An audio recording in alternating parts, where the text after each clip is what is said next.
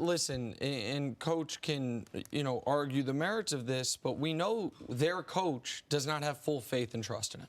We know that. We saw it. At this point. At this point. Yeah. Now, maybe he will one day. Yeah. Maybe he will one day. But the whole, like, Belichickian score before the half, get the ball at the half, double dip. The first piece of that is score before the half, not let the clock run out because we're running it before the half because we're afraid of our quarterback making a mistake. And one thing where Coach and I are aligned is, and you text me during the game, Jimmy is a make-it-happen quarterback. And early in that game, he made it happen for the Chiefs. He literally threw a pass with his eyes closed. Eyes literally closed. Oh, my God, I'm getting hit. And it could have been returned. If the Chiefs corner who picks it off turns up field better, I mean, that could have been 6 the other way. Here's the deal. Jimmy's going to be their quarterback next year.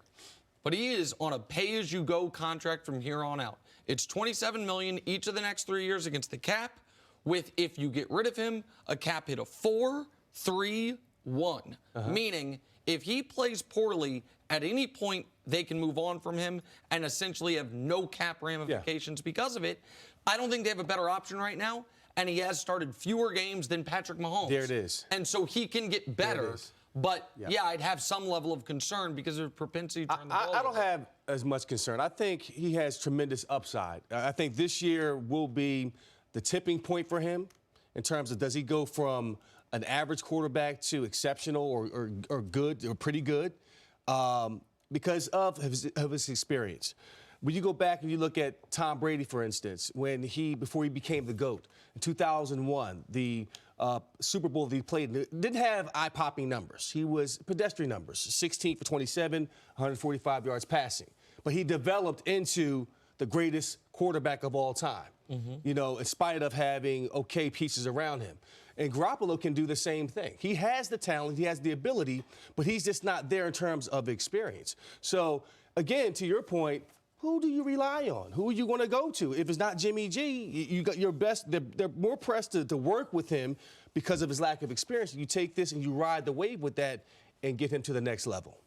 What's not talked about is, I believe this is the year they drafted Solomon Thomas, right? They could have had Patrick Mahomes or Watson. And that's not really talked about because they have built an impressive roster and they've done a lot of things organizationally to get him to where they were. When you look at his progress, it is a very different system than he was running in New England. There's a lot more shifting and motioning, and there's not a lot less certainty as you come to the line of scrimmage in terms of what you're going to see defensively because of all the movement, and he's done a really good job with that.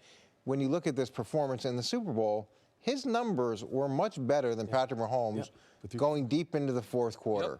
And if he doesn't get a ball batted down, and we could say, like, okay, if on a lot of things, but he had the right read, he was going to the right player, and the defensive player made a really good play. But on the next play, Coach, after it was batted down, the 2nd and 5 pass gets batted down. The 3rd and 5 pass, he has Kittle wide open again, and he instead goes, I think it's to Bourne, whomever it was, he sailed him by 13 yards. So, yeah, he got the 2nd down pass batted down, the 3rd down pass he missed, and the play that you mentioned before the show in defense of Shanahan did dial up what would have been the game-winning potentially the game-winning Super Bowl pass. Jimmy G just flat missed it. He had Emmanuel Sanders beat. To me, that was the play that's most disappointing. Is this long one here where Emmanuel Sanders splits the two defenders? If you just put a little bit, take a little bit off it. But there's a lot of plays during the course of the game that those things happen. And you could say at the end of the half that it was mishandled, but he did throw the ball to George Kittle. They were in a position to score, and there's a controversial offensive pass interference penalty. So I don't think that you, based off of this game, say that he can't be the quarterback moving forward. He's gotten better each year. He's operating in a different system, and he did a lot of good things during the course of that game. Aren't we putting the bar just a little high? He did get the 49ers. Yes, they have a great defense, but he did get them to the Super Bowl this year. Absolutely. He is coming off a pretty terrible injury. He has played less games than Patrick Mahomes. You seem to have his ceiling capped at a certain point. Aren't there great quarterbacks who started maybe the first couple of years where you weren't sure what they could be, who ended up? He's going to be 29 years old next year. I mean, I understand he hasn't played much. But in football years, in terms of his years, he's still, 6 years? Full-year starter. 40 is the new 30. Okay, well, yeah, for some it is. I understand that. Listen, he is, and I'm wrong a fair amount, and when I am, I got to own it. But occasionally I'm right. And he is exactly what I said he was. He's fine. He's a fine quarterback. In the ideal circumstance, you've got 25 quarterbacks in the league that would love to trade positions with him. Kyle Shanahan's your play caller. You have an excellent offensive line. You have a tremendous defense. You have a terrifying running game. You have all these things. You're typically playing from ahead. Teams are more afraid of your running game than your passing game. All these things to be set up for success.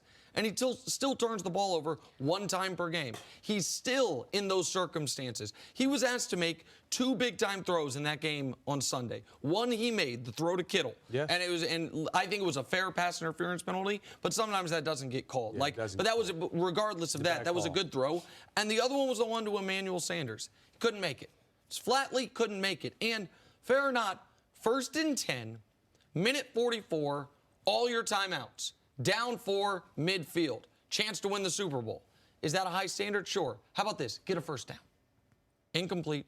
Incomplete, nearly picked. Incomplete, missed the pass for a touchdown, and then takes a sack. That's how his season ended. That one could have been picked. First one's batted down. Third one, you've got the exact right play drawn up, and you miss him. And the fourth one, you take a sack on 4th down in the Super Bowl with 1:30 left? Come on. It's bad. Well, when you talk about that unbelievable defense that they have that gives up a 3rd and 16, a 3rd and 10, 21 points in the last 8 minutes of the game, at some point, is there any accountability for that defense? Do they come into this mix at all? I know it was all Kyle Shanahan's play calling and his conservative approach at the end of the half. But this defense, we've talked about consistently, and where did they falter? They faltered when it counted the most, with 8 minutes left and a 10-point lead.